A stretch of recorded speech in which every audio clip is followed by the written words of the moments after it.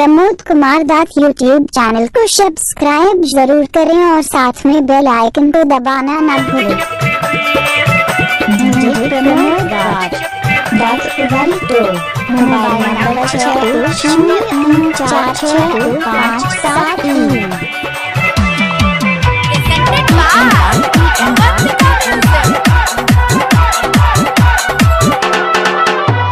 गर्मी में सामान हमर जाता कुली भीज, हाँ गर्मी में सामान हमर जाता कुली भीज। सैया साया में लगा दो एगो एलजी के फ्रिज, सैया साया में लगा दो एगो एलजी के फ्रिज। अरे चुआता पसीना चली जाता ही पसीज, अरे चुआता पसीना चली जाता ही पसीज। सैया साया में लगा दो एगो एलजी के फ्रिज, सैया साया में लगा दो एगो एलजी के फ्रिज।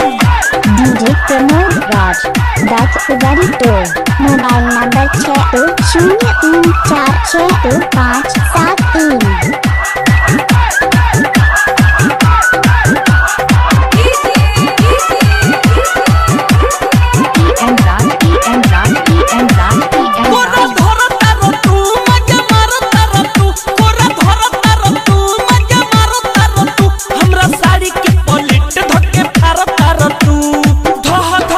हमारे भीतर के चीज हमारे भीतर के चीज। सैया साया में लगा दो एगो एलजी के फ्रिज, सैया साया में लगा दो एगो एलजी के फ्रिज।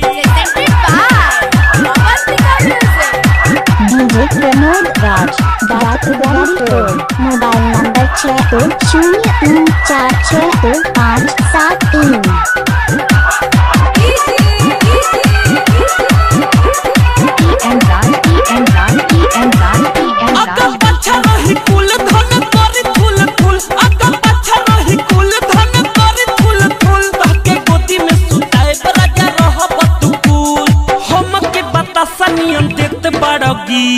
हम के बतासा नियम देते बड़ो गीत। सैया साया में लगा दो एगो एलजी के फ्रिज, सैया साया में लगा दो एगो एलजी के फ्रिज। ललचा recording studio Gopalganj. DJ Pramod Raj mobile number 6203462573।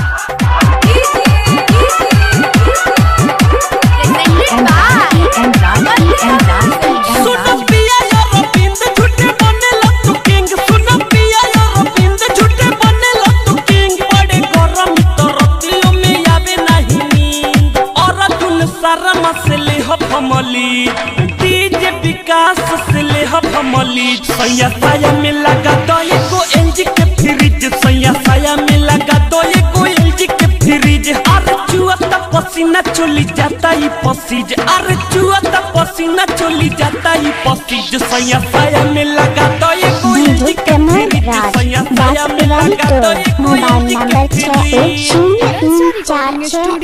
6203462573।